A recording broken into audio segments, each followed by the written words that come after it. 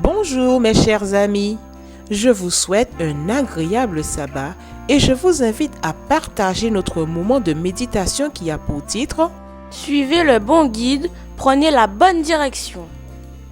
Notre texte de base nous dit Jésus lui dit, je suis le chemin, la vérité et la vie. Nul ne vient au Père que par moi. Jean 14, verset 6. Nous avons perdu les coureurs. C'est le message qui a circulé durant la 5e et dernière étape du Tour cycliste 2023 de Wallonie. La Wallonie est une région qui occupe le sud de la Belgique. Alors que le peloton se situait encore à 25 km de l'arrivée, une grande partie des coureurs s'est égarée. Ah bon? Mais comment cela est-il arrivé? Eh bien, l'une des personnes de l'organisation se serait engagée dans la mauvaise direction dans un carrefour, entraînant dans son erreur plusieurs coureurs. Les organisateurs ont dû arrêter la course pour aller chercher les coureurs égarés. Il est important pour les coureurs de prendre la bonne direction, sinon ils n'atteindront pas la ligne d'arrivée et seront privés de la médaille du vainqueur. Il est aussi important pour nous de prendre la bonne direction. Sinon, nous ne trouverons pas la ligne d'arrivée de notre vie. Qu'est-ce que la ligne d'arrivée de notre vie? La ligne d'arrivée de notre vie, c'est le paradis, la vie éternelle. Il faut faire attention au guide que nous choisissons, car c'est lui qui indique la bonne direction. Le leader est perçu comme celui qui est capable de guider, d'influencer et d'inspirer d'autres personnes. La Bible nous relate la vie de leaders comme Moïse, Josué, Joseph, Néhémie, Daniel et j'en passe, qui ont su compter sur le Seigneur et accomplir des exploits.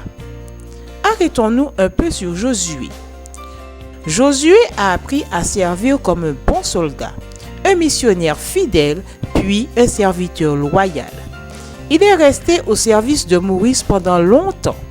Il dépendait de son maître et a appris à être un véritable disciple. Il mettait Dieu au centre de sa vie et de ses victoires. Il sera plus tard élevé par le Seigneur lui-même.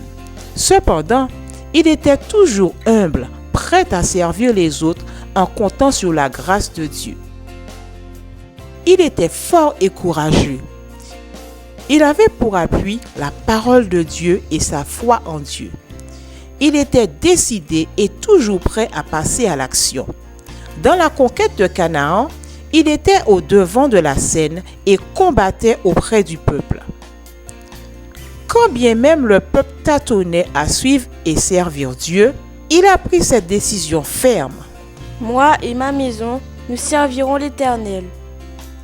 Notre leader par excellence, c'est Jésus. Il est celui qui nous indique la bonne direction. Nous pouvons le suivre, l'imiter, car il ne se trompe jamais de route.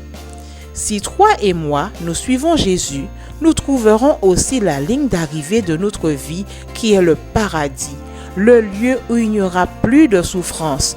Et un jour, il fera de nous de très bons dirigeants. Et nous serons comme lui à côté du Père céleste. Le voulez-vous? Je vous invite à adresser cette prière à celui qui nous indique toujours la bonne direction. Mon Dieu, aide-moi à te suivre afin d'être un bon dirigeant à mon tour et conduis-moi jusqu'à ton royaume. Amen.